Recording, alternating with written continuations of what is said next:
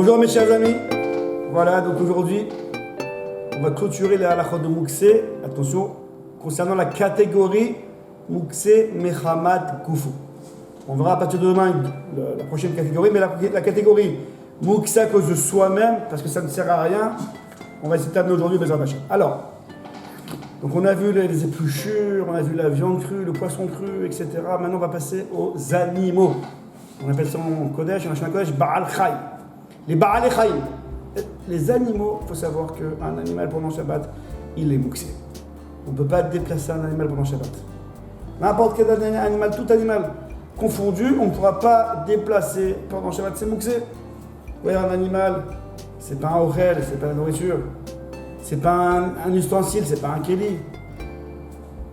C'est pas quelque chose qui sert à l'homme. Pas comme un kéli, c'est pas comme du savon liquide, c'est une chose en soi, c'est très beau, c'est magnifique, mais ce n'est pas un kéli à l'homme, c'est pas un ustensile à l'homme. Donc, et c'est pas un orel, donc c'est déconnecté de la tête de l'homme, et donc ça s'appelle en Shabbat, en termes de Shabbat, c'est mouksé. Donc on ne pourra pas pendant Shabbat déplacer un animal. D'accord? Alors bon, je ne vais pas rentrer maintenant si l'animal en question il a la patte cassée, et donc on rentre dans les problèmes, on rentre dans la suga dans le sujet de Tsar Baal Chaim. Si je le laisse tout seul, il va souffrir la souffrance de l'animal. Tsar Baal Chaim. Alors, dans ce cas-là, il y a des hétérim. Il y a des facilités, on peut autoriser. Je ne rentre pas dedans maintenant, c'est un sujet en soi. Mais dans le cas normal où l'animal, il n'y a pas de Tsar Baal Chaim, il n'y a pas de souffrance, on ne pourra pas déplacer un animal. Est-ce qu'on peut caresser un animal? On appelle ça dans la Shema Kodesh l'itouf. L'itouf, caresser.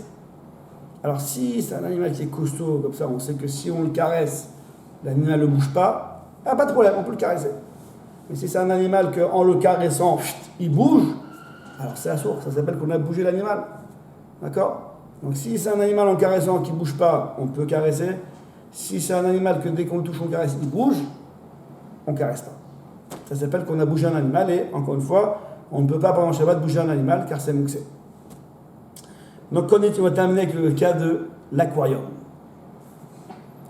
Qu'en est-il de l'aquarium? Déplacer un aquarium pendant Shabbat. Un petit aquarium, un grand aquarium, ça ne change pas. Un bocal d'eau où il y a un poisson dedans. Il faut paraître clair.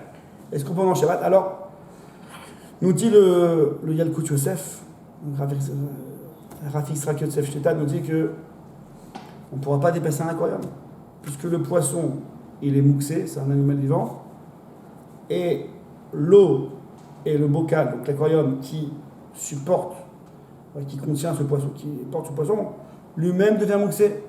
On appelle ça en Lachon à Kodesh, c'est bassis. Le support du mouxé devient lui-même mouxé. D'accord, on verra ça, mais ça tâche une autre fois plus en détail, mais en tout cas, grosso modo, l'aquarium, c'est le bassis, c'est le support du poisson qui est mouxé. Donc l'aquarium devient mouxé. D'accord? Alors il ramène qu'il y en a qui ont voulu dire qu'on peut peut-être autoriser un aquarium. Pourquoi? Parce qu'un aquarium, c'est fait pour faire joli.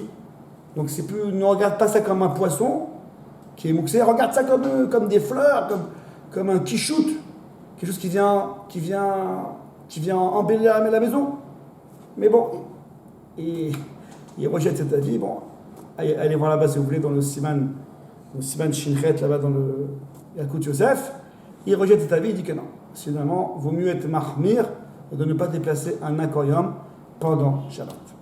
Qu'en est-il si dans l'aquarium il y a plusieurs poissons et il y en a un qui est mort? Bon. Ok, ça fait de la peine. Mais bon, maintenant, à part que ça fait de la peine parce qu'il est mort, on sait qu'un poisson mort dans un aquarium, ça pourrit l'aquarium et ça risque de faire mourir les autres poissons. Vous me suivez là ou pas? Lui, il est mort, c'est une chose, mais il risque de faire mourir tout le monde.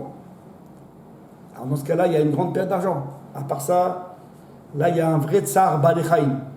Faire en sorte que d'autres poissons vont mourir, c'est une souffrance tsar Baal Chaim.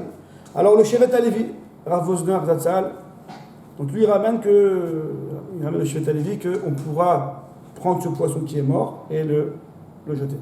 Parce que, en fait, le poisson mort, il est mangé par un animal. Il est mangé par un chien.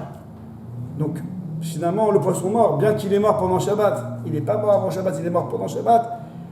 C'est pas un cas qui est facile, parce qu'à l'entrée de Shabbat, il était encore vivant. Pendant Shabbat, il devient mort, donc il change de statut pendant Shabbat. En tout cas, là, le Shevet Halevi, le Rav Wosner, autorise à retirer ce poisson mort pour ne pas affecter les autres poissons. Voilà, les amis, donc on clôture les Mouksé Mechamat Goufo. Demain, on verra la prochaine série de Mouksé Bezrat Hashem. Passez une bonne journée.